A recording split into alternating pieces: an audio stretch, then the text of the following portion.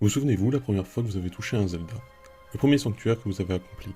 La première fois que vous avez manié la Master Sword pour ainsi vaincre le puissant Ganondorf? Et surtout visiter le monde spectaculaire d'Hyrule, pour ainsi sauver la princesse Zelda, alors que l'on incarne le puissant Link. Bref, des aventures toutes plus incroyables les unes que les autres. Ou bien vous n'avez jamais joué à Zelda, mais pas de panique, c'était aussi le cas pour moi. Ayant toujours été un fan de Pokémon et un peu de Mario, Zelda était le membre de la sainte trinité de Nintendo qui m'était inconnu. C'est donc en 2023 que je me lance à l'aventure, à la conquête d'Hyrule, en achetant ce qui allait sûrement être le GOTY de cette année. Donc bonjour à tous, c'est The Ciné Watcher, bienvenue dans le premier test de la chaîne consacré à Zelda Tears of the Kingdom.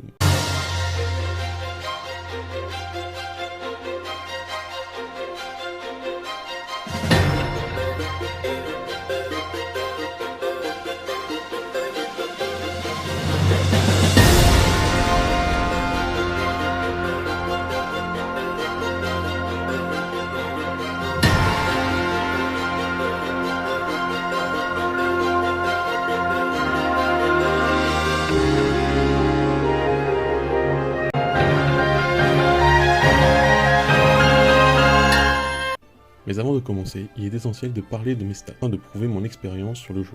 Alors j'ai terminé le jeu avec 22 cœurs et l'endurance au maximum. Niveau exploration, bien sûr découvert l'ensemble de la map avec toutes les tours, l'ensemble des îles flottantes, mais seulement 50% des profondeurs.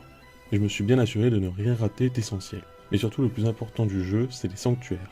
Du nombre de 152, j'en ai fait 105 en tout. Sans vous mentir, j'ai eu un petit peu la flemme de tous les faire, le tout environ 70 heures de jeu.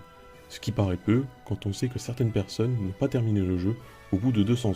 Puis j'ai quasiment fait aucun Korogu car j'ai trouvé ça beaucoup trop répétitif. Bref, maintenant qu'on a fait ce petit point, on peut passer au test. On va commencer par un truc qui est un peu fâcheux selon moi. C'est l'intelligence de Nintendo de vouloir nous sortir un nouveau jeu Zelda sur une console qui a déjà 6 ans et qui a un gros retard graphique comparé à ses concurrents. Alors je sais que son prédécesseur Zelda Breath of the Wild est sorti sur Wii U et par la suite sur Switch, mais ce n'est pas une raison. Nintendo avait en leurs mains le meilleur jeu pour lancer leur nouveau modèle de console, qui devrait arriver dans peu de temps. Mais non, l'appât du gain les a poussés à sortir le jeu, à juste titre, car c'est une entreprise qui a besoin de se faire un max d'oseille. Puis bon, on va pas se mentir, il y aura toujours des pigeons pour acheter le jeu quand il sera sorti sur la future console. Mais en attendant, c'est vraiment pas ça. Niveau graphisme, c'est plutôt correct, on est sur des hauts niveaux du côté de la Switch, même si on va pas se mentir, on dirait les premiers jeux sortis sur PS4 et sur Xbox One. Désolé pour la balle perdue, mais elle était méritée. Le plus gros problème, c'est sur le reste de la technique, notamment les FPS avec des chutes incessantes. Dès qu'il y a trop de mouvements, la console perd ses moyens, que ce soit les mobs, mais aussi les objets en mouvement. Combien de fois je suis mort, car j'ai pas vu un coup à cause d'une chute de FPS. Bon, par contre, côté sauvegarde, je n'ai eu aucun problème, ou même très peu de bugs in-game, du moins rien de honteux. Mais bon, vivement qu'on passe sur une nouvelle console, parce que là ça devient très compliqué. La console donne vraiment tout ce qu'elle a, et ça se voit. Bon après j'y vais peut-être un petit peu fort, surtout quand on voit les différents jeux proches du scandale qui sont sortis ces dernières années. Bon, on va citer quand même Pokémon Violet et Écarlate. Alors je tiens à vous donner un petit conseil en vous disant qu'il est mieux de jouer à Zelda Tears of the Kingdom sur votre Switch en mode portable que sur un écran, car la chute de FPS est moins fâcheuse. Ensuite, la direction artistique. Certes, le jeu n'est pas une claque pour ses graphismes et sa technique, mais la direction artistique est juste superbe. Ça nous fait limite oublier les différents problèmes techniques tellement on est émerveillé par ce que l'on voit à l'écran. Bien sûr, faut rester réaliste, on n'est pas au niveau des nombreux jeux sortis ces dernières années chez les autres constructeurs. Faut bien l'entendre, mais le climat que le jeu arrive à nous donner est vraiment bon. Que ce soit les 5 biomes qui étaient déjà présents dans Breath of the Wild, le désert, la zone enneigée, les montagnes ou encore la zone volcanique, avec des panoramas tous plus beaux les uns que les autres. Mais mon gros coup de cœur est bien évidemment les îles volantes, présentes un peu partout sur la map, même si on pourrait reprocher une trop grande répétition, alors qu'on aurait voulu en avoir plus, car c'est majoritairement sur ce point qu'est axée une grosse partie de la communication du jeu. Je veux dire, même la jaquette du jeu nous met en avant ces îles volantes, alors que je n'y ai pas passé plus de 10 heures. Mais faut pas négliger, c'est quand même magnifique. De même pour les profondeurs, certes on voit rien au début, mais quand on arrive à activer la source de lumière, là ça claque. Bon, on peut quand même reprocher un manque de diversité, qui fait un sentiment de déjà-vu. Mais le gros point faible de cette direction artistique, ce sont les sanctuaires, qui sont tous identiques visuellement. Mais je suis désolé, quand tu en as plus de 150 à faire dans le jeu, on a peut-être un petit peu diversifié. Bon, après, on a différents monuments intéressants, comme le château d'Hyrule, les fabriques dans les profondeurs, mais aussi les 4 temples, mais on en parlera de ces 4-là un petit peu plus tard dans la vidéo.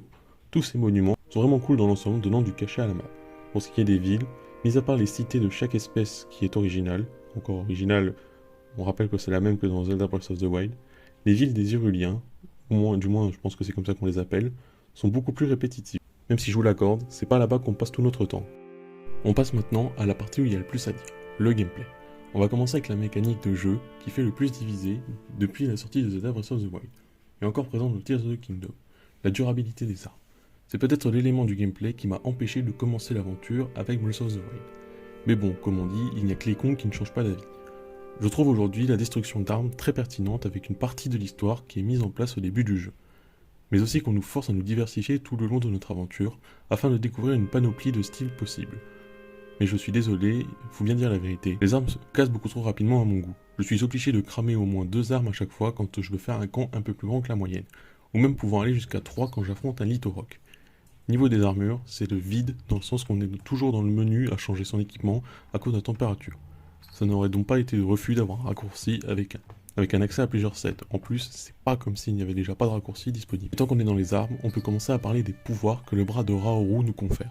Pour commencer, on a l'amalgame, pouvoir nous permettant de faire fusionner nos armes et boucliers avec différents objets, et c'est selon moi du génie, car avec une simple épée, on a la capacité de faire une 50aine de combos, que ce soit pour une lame plus tranchante, des pierres pour des pouvoirs de feu, de glace ou encore de foudre, mais aussi des pièces de construction comme la lance-flamme ou la turbine sur le bouclier. J'ai l'impression que le fait d'amalgamer une arme permet d'augmenter sa durabilité, mais ça resterait toujours peu à mon goût.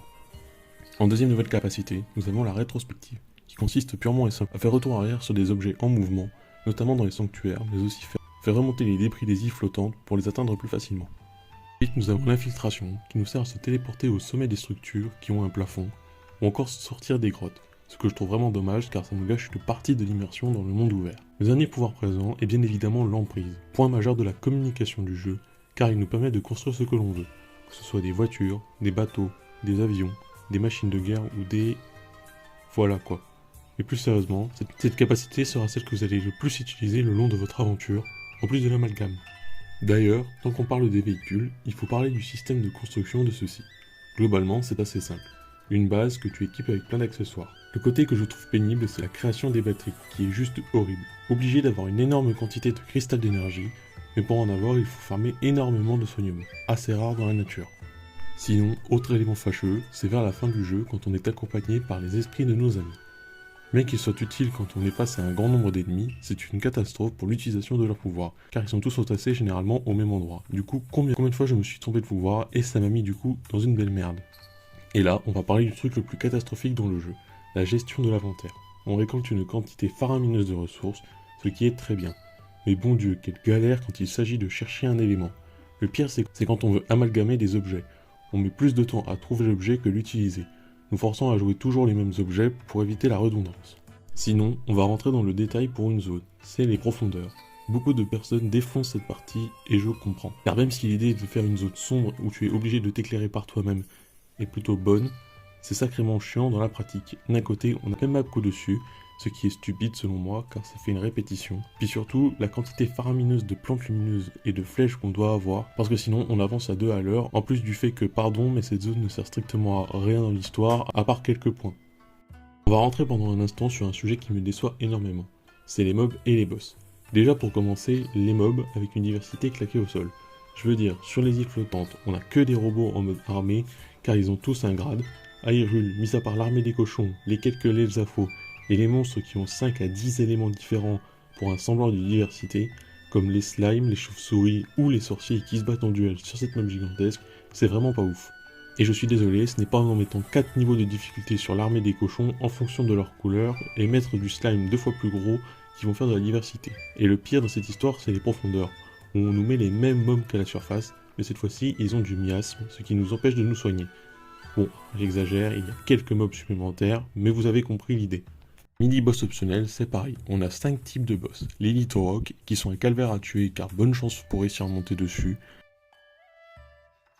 Les Inox, où t'as juste à tirer dans leur œil avec 5 ou 10 flèches. Les Moldarkor et les Gigatraciens, totalement oubliables, que j'ai affronté une seule fois, et ça m'a tellement saoulé que je n'ai jamais recommencé. Et t'as les Grioc, bon je vais pas vous mentir, je les ai pas tentés. Ah et j'allais oublier les Golemax, qui sont d'un ennui mortel, tellement facile que je me suis fait un Golemax amélioré dès le début du jeu avec de l'équipement de merde. Passons maintenant au vrai boss, et là c'est mieux, mais c'est toujours pas ça. Attention, là ça va être du gros spoiler, donc n'hésitez pas à avancer un peu la vidéo. Déjà, on a 2 zones qui ont le droit à 2 boss, la zone du volcan et celle des cascades. avec Angania et Like de base, qui sont aussi faciles que oubliables. Ensuite, les 5 boss qui sont censés être ouf. Octopulpos qui a 0 charisme en plus d'être chiant à affronter avec sa putain de vase. Le golem corrompu qui nous donne un match de boxe ultra facile avec des patterns que même un enfant de 3 ans arriverait à faire. Glagheila et Litogoma qui ont un chara-design de fou furieux, mais pareil, une facilité déconcertante à tuer, car faut répéter la même action plusieurs fois. Le seul boss à avoir un pattern et un design sympathique, c'est la reine Guido. Mais la hitbox de ses attaques, c'est vraiment de la merde, rien qu'à voir son attaque quand elle charge. Bon, malgré ces boss catastrophiques, on a quand même le droit à Ganondorf, un mec qui pue le charisme, c'est indécent. Déjà, on a ce que j'appelle la première phase, la version fantôme dans le château d'Hyrule qui casse des briques, un truc de fou. On a la musique, le pattern, tout y est pour être un excellent boss. Ensuite, on a la phase 2, qui est le classique Ganondorf, celle que l'on nous vend dans le marketing du jeu, et je trouve personnellement que c'est la phase la moins bonne du combat. Bon, après on a la phase 3 qui est quant à elle meilleure, avec un design de fou furieux, et qui donne vraiment des frissons. Et c'est quand on pense en avoir fini qu'on a le droit à une 4ème phase. Sauf que là on n'affronte pas Ganondorf, mais bien le dragon noir, avec notre allié le dragon blanc. Bref, c'est le meilleur moment du jeu, et de très loin, selon moi. Pour ce qui s'agit de l'histoire, c'est assez spécial, car une grosse partie a lieu dans le passé, avec les larmes de dragon qui s'avérera être Zelda. On apprendra comment s'est déroulée la première guerre sur Hyrule, avec une Zelda bien développée, bien que les autres personnages soient complètement oubliables. Bon, en revanche, l'histoire reste agréable à suivre, et on a envie de découvrir tout en explorant toutes les larmes du dragon. Dans le présent, ce n'est pas terrible, car à part chercher nos alliés et taper Ganondorf, c'est vraiment pas terrible dans l'ensemble. C'est donc dommage, car pour un jeu aussi important, je m'attendais très clairement à une claque au niveau de l'histoire, avec des messages forts et importants. Un bel axe manqué que peu de monde a soulevé. Quêtes, on a le droit à des quêtes secondaires plutôt bien développées dans le genre, ça nous force à nous intéresser en explorant le monde qui nous entoure. Bon, après, je vais dire franchement, j'ai fait une quinzaine de quêtes secondaires, et bien qu'elles soient toutes plus uniques les unes que les autres, je les ai pas toutes faites et je n'ai pas spécialement eu l'envie. Mais là où j'ai envie de détruire le jeu, c'est au niveau de sa quête principale. Très bien, on a une fin qui est tout simplement masterclass, mais le reste, mon dieu, que c'est chiant. Chiant dans le sens où tout se répète, on a quand même 4 temples, de 4 espèces différentes, dans 4 milieux différents. On arrive à nous faire des temples qui se ressemblent tous, on a juste une putain de porte avec 5 verrous à débloquer, pour affronter un boss complètement osé, et après avoir une cinématique qui nous raconte la même chose 4 fois. Alors oui, les environnements sont différents et les techniques de déverrouillage changent, mais désolé, c'est nul. Mais le pire, c'est que c'est 70% de la quête principale. Puis la bonne blague que j'ai appris, c'est que c'était déjà le même genre de quête dans Zelda Breath of the Wild. Donc à un moment, il faut arrêter de nous prendre pour des cons. Alors on pourrait me dire, oui, mais les quêtes avant les temples sont différentes. Je suis désolé, quant à elles, c'est les quêtes secondaires et elles sont tout aussi oubliables. Bon, vous avez compris, ce n'était vraiment pas ouf non plus dans les quêtes et c'est vraiment dommage dans l'ensemble. Avant d'arriver à la note et à la conclusion, on va faire un petit point sur un ou deux trucs, à commencer par la musique, qui est très inégale dans le sens où la majorité des musiques sont marquantes et on s'en rappelle, notamment celle lors de l'introduction, mais quand on explore, c'est plutôt vite dans l'ensemble. Du moins personnellement, je ne me souviens pas de la moindre musique lors de l'exploration. Après on a quelques petites notes vraiment sympathiques quand on rentre dans les villes et villages dans tout Hyrule. Là où le jeu cartonne par contre, c'est dans le voice acting. Et là ouais, ça pèse lourd dans le game. Tous les personnages sont bien interprétés, même si leur texte est pas ouf à certains moments. Ganondorf il en impose un max avec sa voix, quand on y pense, écoutez ça. Ouvre grand les yeux, le véritable roi renaît. Sois témoin de l'avènement de son monde. Tu as Zelda, incarnée par la talentueuse Adeline Chetaille, qui incarne son personnage à la perfection. On espère donc que cette voix sera gardée pour la suite, même si sur un tout nouveau Hyrule, et de tout nouveaux personnages. Je pense pouvoir vous aider. En fait, je suis la seule à pouvoir le faire. Maintenant à ce qui intéresse le plus, c'est-à-dire la note globale attribuée à Zelda Tears of the Kingdom. Sachant que je prends la décision de mettre tous les jeux au même niveau pour la note. Je mets donc les jeux Switch, comme les jeux PS5 et les jeux Xbox égales. Pour commencer, niveau graphisme, globalement, c'est l'un des points faibles du jeu. Il serait temps que Nintendo décide d'évoluer en changeant d'hardware. Ça sera donc un petit 12 sur 20, car il n'y a quasiment aucun bug majeur dans le jeu et c'est plutôt agréable à jouer. Totalement réussi, c'est la direction artistique avec un monde riche et varié. Heureusement donc que c'est là pour rattraper les points d'avant, car c'est un joli 15 sur 20. Pareil au niveau gameplay, c'est globalement très positif avec une grande diversité de jeux et des pouvoirs qui nous permettent d'aborder des combats ou énigmes de la manière qu'on veut. On a aussi le droit à un vrai sentiment d'aventure quand on est plongé dans ce monde. Mais la durabilité des armes, le manque de développement côté armure, mais surtout la variété d'ennemis beaucoup trop faible aura raison de quelques points puisque c'est un 14,5 sur 20. Niveau des quêtes, là aussi c'est une déception car la quête principale c'est vraiment pas recherché et trop répétitif avec ses 4 temples de l'ennui, sauf les dernières heures qui sont masterclass selon moi, et les quêtes secondaires qui sont assez oubliables dans l'ensemble, à quelques exceptions, surtout les 252 sanctuaires qui ont fini par me dégoûter. Ce sera donc un 10 sur 20, surtout grâce au fight final. Niveau histoire, c'est là que c'est compliqué car 80% se déroule dans le passé, donc on n'est pas directement impliqué dans l'aventure. Pour l'univers en général, par contre, c'est fourni de détails, ce qui, si on s'y intéresse vraiment, il y a moyen d'apprendre un tas de choses sur l'univers, c'est donc un 9 sur 15. Et enfin la catégorie autre qui met en avant la musique et le voice acting. D'un côté, on a les musiques très inégales, très peu de sons me reviennent en mémoire, alors que les voix sont juste parfaites. Je mets donc un petit 3,5 sur 5. En additionnant tout ça, on obtient donc la note de 66 sur 100, donc 13,2 sur 20, ce qui est pas trop mal quand on sait que c'est un jeu Nintendo, et qu'il aurait eu beaucoup plus s'il aurait été joué sur un futur hardware de l'entreprise japonaise. Vous l'aurez compris, je suis extrêmement piégé pour Zelda Tears of the Kingdom, car c'est en somme un jeu absolument pas mauvais dans le fond, mais il a de nombreuses lacunes selon moi.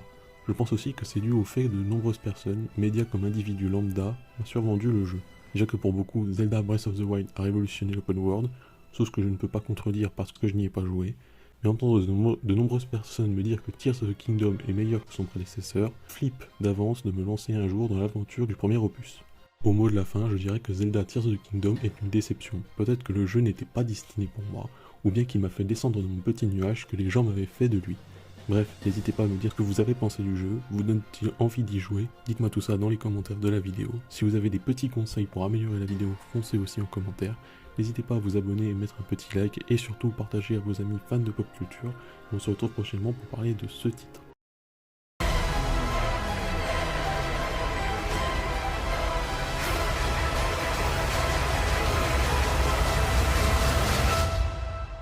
This is where we belong.